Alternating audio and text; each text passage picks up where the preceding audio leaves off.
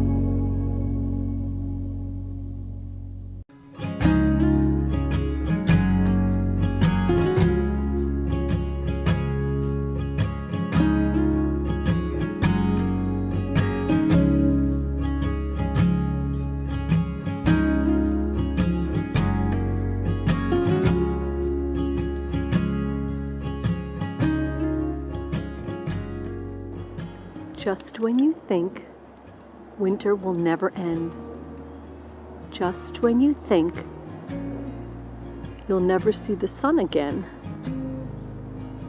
and just when you think there's no hope, you see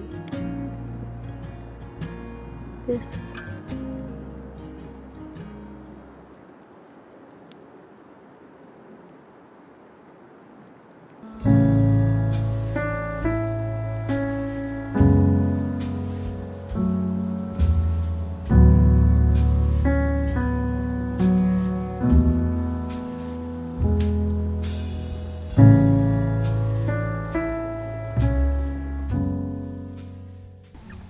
Well, kindred spirits, you make these bleak midwinter days so much brighter.